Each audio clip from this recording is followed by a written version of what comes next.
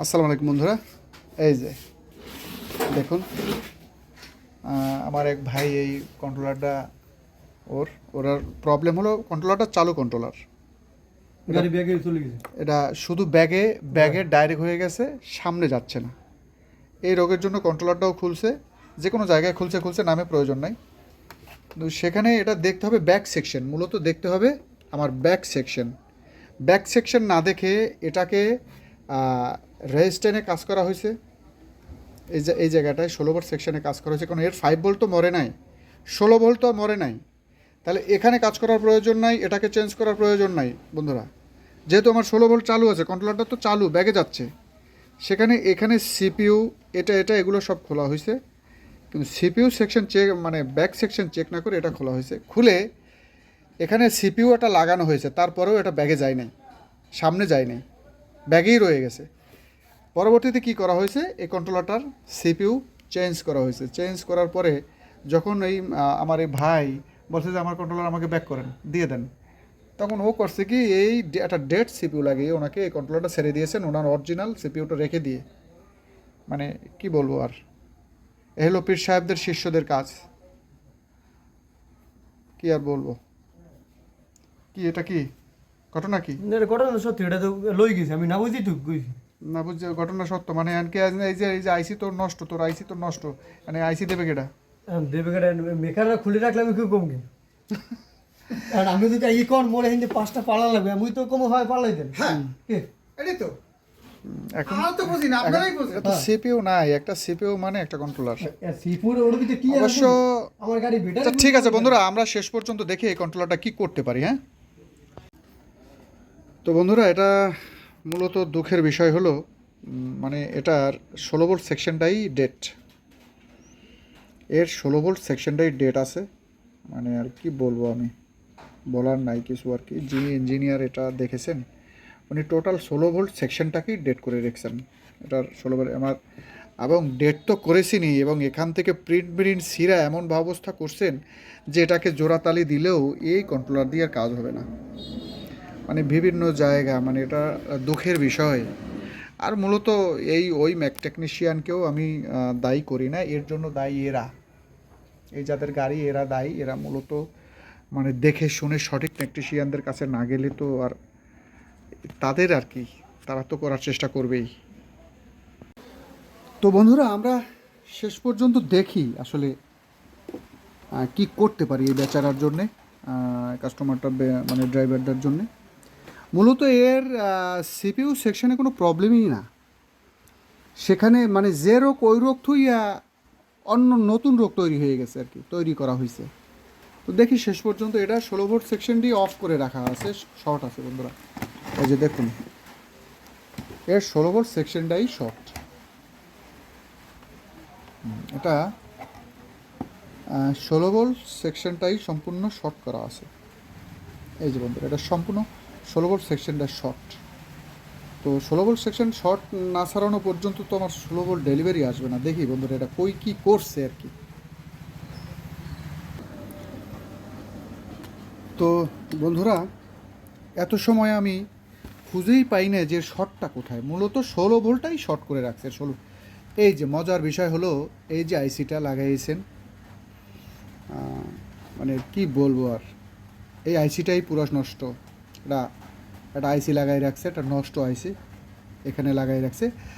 আমি এই ভিডিওতে বন্ধুরা বলছি যে এই আইসিও যদি শর্ট থাকে তাহলে কিন্তু 16 ভোল্ট স্টপ হয়ে থাকবে। আমি সামনে যে 14 ভোল্ট আইসি যেটা, এটা এই যে 14 পিনের যে আইসিটা, আমার ভিডিও যারা দেখবেন, চ্যানেল তো সাবস্ক্রাইব হয় না, দেখে মানে দেখা তো যায়, আনকমন তথ্য পাবেন বন্ধুরা এই ভিডিওতে। এই আইসিও যদি শর্ট থাকে তাহলেও কিন্তু আমার 16 ভোল্ট স্টপ হয়ে থাকবে বন্ধুরা।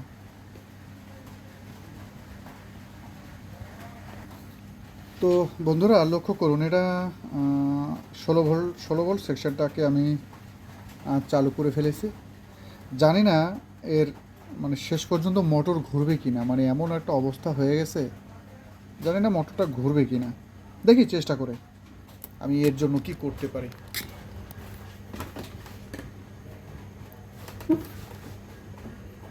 ও বসে আছে।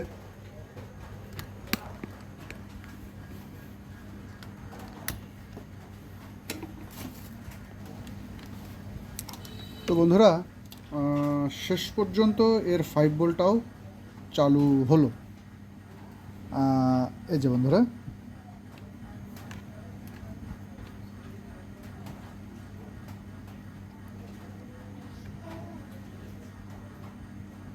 ব্যাপার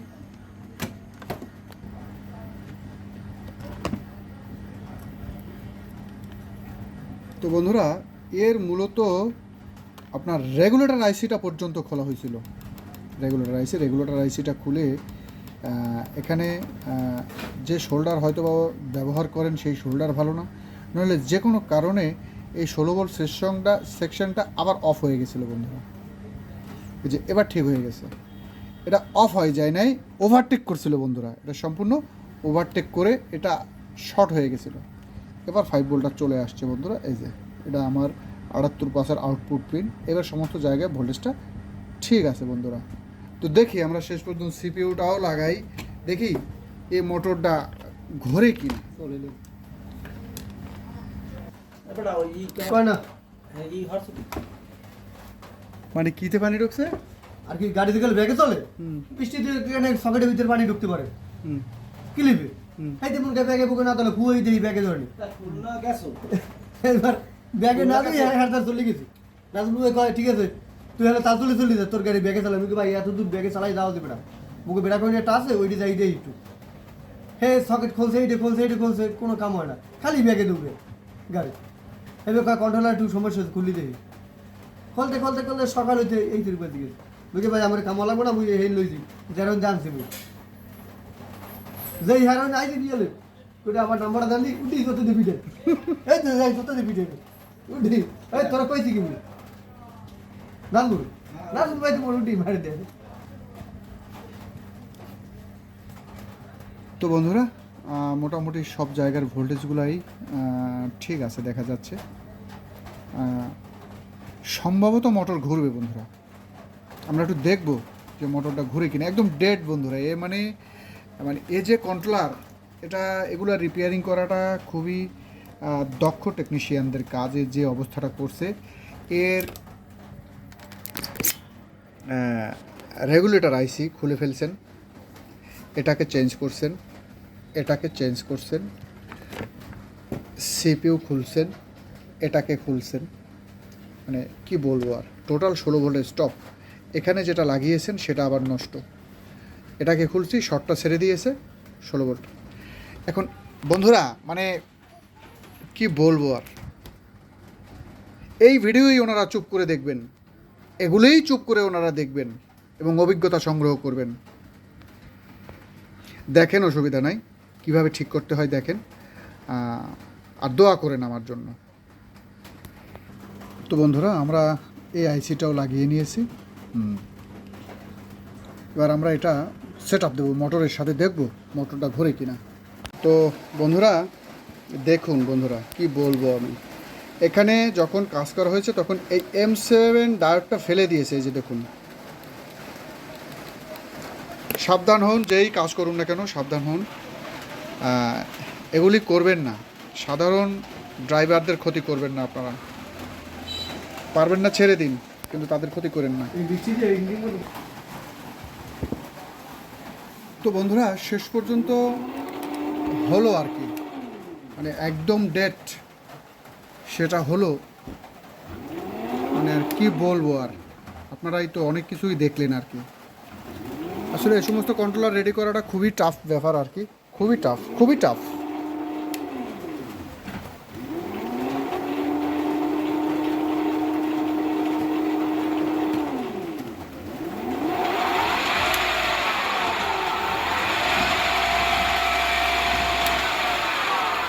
হ্যাঁ ঠিক আছে বন্ধুরা, হয়ে গেছে। তো দেখলেন তো আর কি, সবই দেখলেন। আর বাংলার সিংহ বন্ধুরা, বাংলার সিংহ ইতিমধ্যে বিভিন্ন জেলায় চলে গেছে বন্ধুরা। আস্তে আস্তে জানতে পারবেন। আসতেছি আপনার জেলায়ও, আসতেছি আপনার কাছেই, আপনার সামনাসামনি দেখতে পারবেন, এই রেজাল্ট সম্পর্কে জানতে পারবেন। একটু সময়ের অপেক্ষা আর কি বন্ধুরা। তো বাংলার সিংহ সম্পর্কে একটু আলোচনা আছে, দেখে যাবেন। এই যে বন্ধুরা, বাংলার সিংহ দেখুন বন্ধুরা, এর গেট আপ দেখুন। এই যে বন্ধুরা, এর ভেতর দেখুন, সম্পূর্ণ নতুন মাল দিয়ে তৈরি বন্ধুরা। এর ভিতরে পুরনো কিছু নাই এবং সম্পূর্ণ ইম্পোর্ট করা মাল দিয়ে তৈরি বন্ধুরা। তাই আমার প্রতিটা অটো মেকানিক ভাইদেরকে বলবো, আমার ভিডিও দেখার পরে ভেবে চিন্তে ডিসিশন নিন বন্ধুরা। পুরনো দিনের কথা বাদ দিন, আপনাদেরই মতো বাংলাদেশের অনেক অটো মেকানিক ভাইরা এই মেশিন নিয়ে কষ্টে আছেন।